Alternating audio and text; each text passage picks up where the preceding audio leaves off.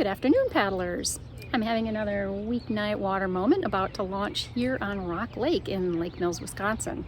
I'm 18 miles east of Madison, about 55 miles west of Milwaukee. Now, I have paddled Rock Lake a couple of times in the past, but it's been many years. Something about the mystery that surrounds this lake was drawing me here tonight, and I'll get into that a little bit later. One thing I'll mention quick before I take off is that if you do plan on launching on Rock Lake, the two public access points do have launch fees. Now, I have some pretty strong opinions about how paddlecraft should never have to pay those launch fees, but I've learned recently you can't fight City Hall. I did begrudgingly pay the launch fee of $7. You also might be advised that little municipalities like Lake Mills apparently don't have the advanced technology to take electronic payments. So unless you have the correct denomination, you're gonna end up giving the city a $3 tip like this lady right here just did.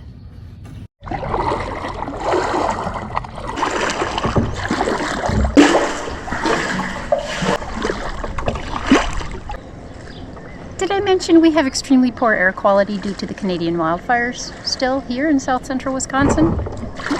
I would venture to guess it's usually a whole lot prettier. One thing I noticed immediately when I pulled away from the launch is how incredibly clean and clear this water is.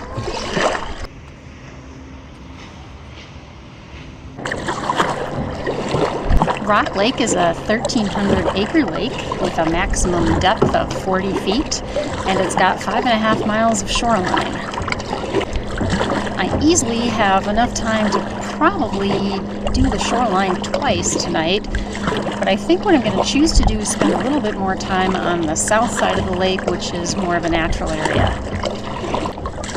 The air right now is considered very unhealthy. I feel completely unaffected.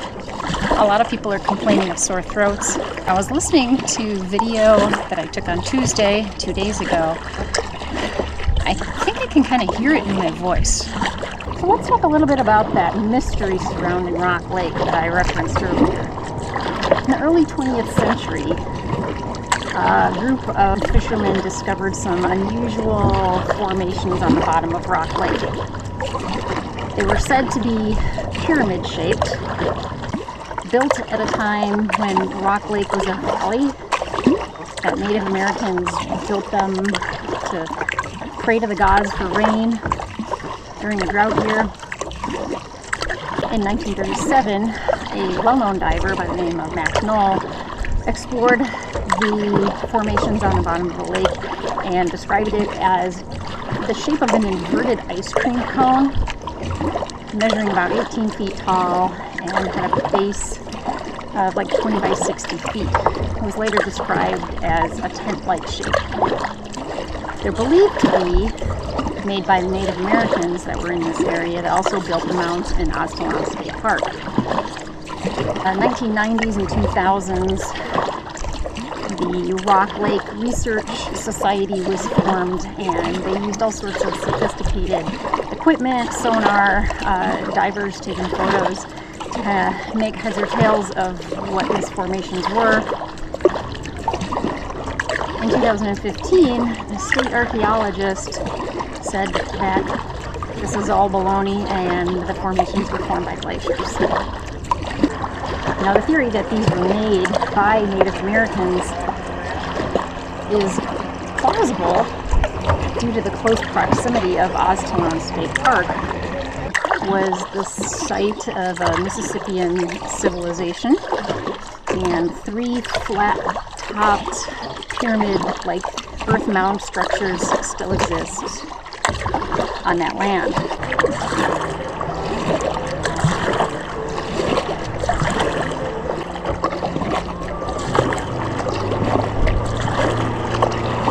We just passed one of the 2 public beaches on Rock Lake. I tell you, there's a whole lot of water in south central Wisconsin I would not swim in. But I'd be game for this. This is very clean. I think this area that we're entering over here is called the Bean Lake Natural Area. I'm a little more interested in checking that out.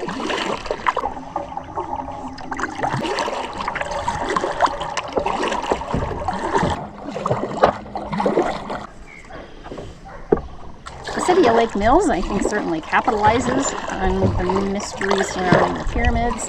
There's a few businesses in town with pyramid in their name. The Chamber of Commerce promotes that in their marketing.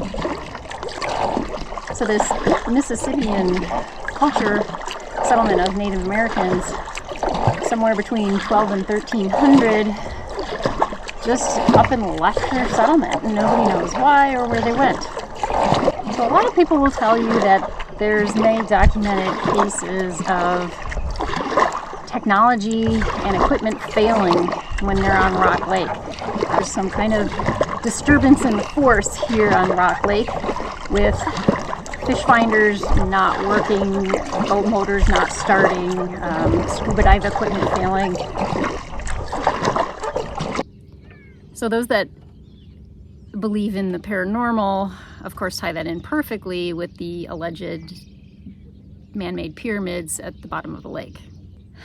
I'm not saying I believe in any paranormal one way or another, but I will tell you I'm using my phone because my GoPro keeps overheating.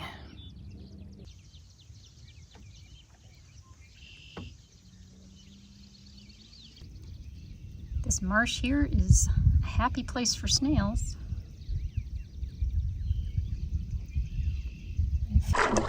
The natural area wasn't quite as big as I thought it would be, at least not as accessible. So I'm headed back onto Lemon Lake. There's another tale of there being some sort of a sea creature in Rock Lake. Or maybe Native Americans just hitting the ceremonial peyote a little too hard that day.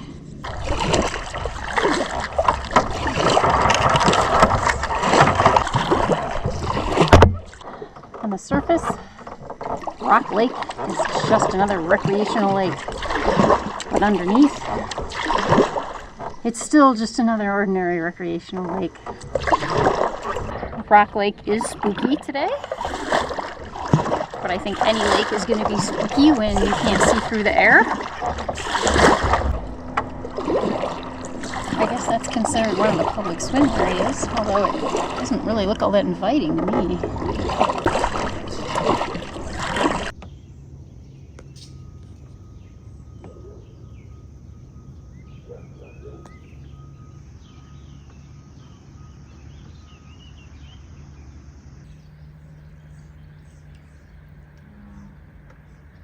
You know these people are fun.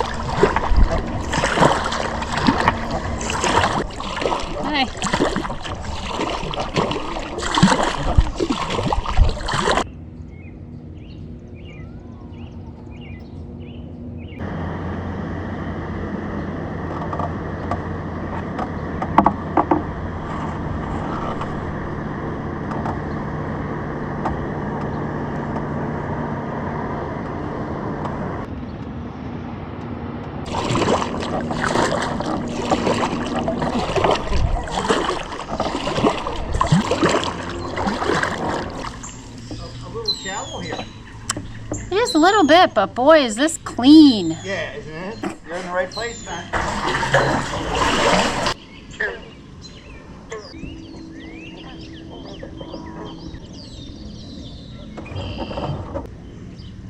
Nice little lake you have here, Lake Mills. I'm really impressed with how incredibly clean Rock Lake is. As far as all the mystery under the surface, well, there is a formation, and I think if you want to believe it's man-made, you're going to believe it's man-made. If you want to believe it's a glacier, you're going to believe it's a glacier. I honestly think the people that live here never give it a thought. While you're in Lake Mills, you might want to check out downtown. They have a really cute little historic district with some really nice restaurants. There's an antique shop that used to be an opera house I would love to check out, but it's 8:30. I'm sure that's been closed for hours. I might just have to come back.